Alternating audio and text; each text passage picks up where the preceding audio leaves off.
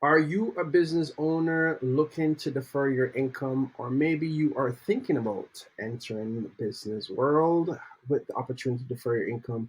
Well, today's video is for you. Now, just to start, there are several ways that you can plan to save on taxes. There's one, income splitting, right? So you earn a particular amount and you're able to share or split that income with someone else. And of course, you're doing it in a tax advantage manner. There's also income spreading. So you may earn income now, but you over time start to incur the taxes on that income that you've earned.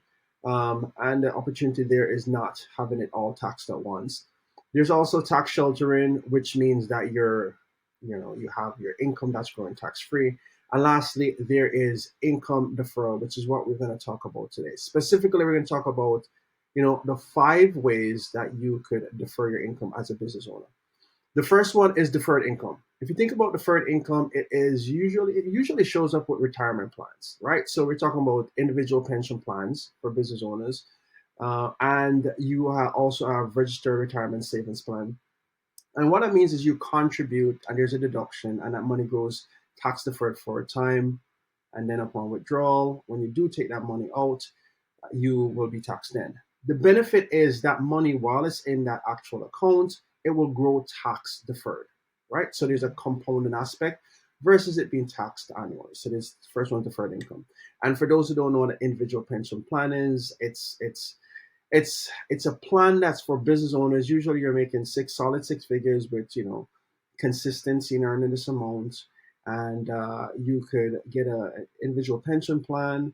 And the opportunity there is it actually works similar to an RSP, only for business owners, but there are usually certain benefits in terms of contributions. You could probably earn more in terms of contributing more to that plan, and over time, because it's compounding more, the opportunities you could potentially earn more with the IPP. And that's just from a high level standpoint. I'll probably make a video on that in the future. Next one is equity growth. Now, I know we just had an increase in capital gains tax, but the opportunity there is, instead of just taking income directly to yourself, where you're going to be taxed as ordinary income, which is the highest, usually the highest level, especially if you're making a lot of money. The opportunity is to have assets that earn capital gains. And the benefit there is, as it's continuing to grow and you're not pulling income from that asset, the opportunity there is for that to grow tax deferred. You're not taxed annually, but you're taxed at some later date when you do sell that asset or you start to pull income from that asset. And even though there's an increase in capital gains for business owners and under certain circumstances, if you're an individual, it's still better than earning ordinary income, right? Especially once you're hitting the 250 threshold, it absolutely is better to have that growth in a capital asset. The next one is tax deferred life insurance, and I know life insurance is always a controversial issue.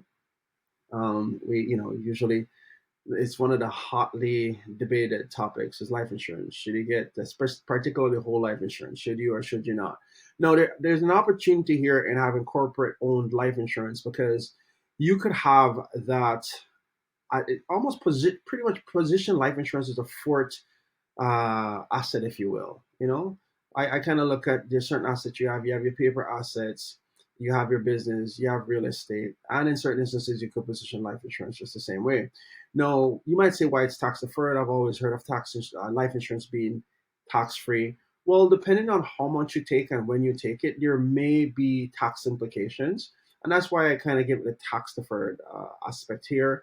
Um, in certain instances, you could actually position it in such a way where you have that, this asset, life insurance, where you contribute to it, and over time, the death benefit when it gets paid out is tax free, and it goes to the CD account, a capital dividend account, which is a notional account. It's not a real account like an investment account or a bank account, which allows you to distribute the assets tax free from the corporation. But in terms of tax deferred, you could contribute to life insurance policy, and in the future, you could have access to that cash. Now, in certain instances where you may trigger taxes, for the time that is growing, that amount is growing tax deferred, right? So this is where it's put under the situation on this category of tax deferral. But there are also instances again where you could position it and the benefits of it is tax free. Then we have the fourth one, which is earnings retention in the business, which is essentially just retained earnings. If you pull money from your corporation, and again, especially if you're making 200 to 250s and high amount, you're going to be taxed at some of the highest rates in Canada. However, if you leave that money in a corporation, and especially where you're earning less than $500,000 and you're a Canadian controlled private corporation, a CCPC, the benefit there is that you could have, you know, a significant, let's say a tax break, if you will, than if you took that money out personally. For example, in Ontario, if you took that money out personally, let's say $250,000 annually, you're looking at 53.53%, and it's similar across many different provinces. Versus if you leave that amount in a corporation, and you will pay taxes, but a retained earnings, if it's under $500,000 again, and you're a Canadian controlled private corporation, the benefit there is you're going to be taxed just over 12%, right? So huge benefit of leaving the money in the corporation because retained earnings. No, the last way to defer your income is resource management. So you might say, what does that mean? It's for optimizing tax efficient wealth accumulation. Specifically, it's timing and strategy.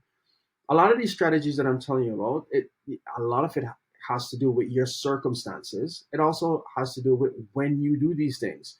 And so the big thing or the big encouragement I would have for you is start to look at these things now. Start to be strategic. Start to be proactive versus reactive. Don't wait till you get the tax bill and go, okay, I need to do something about it.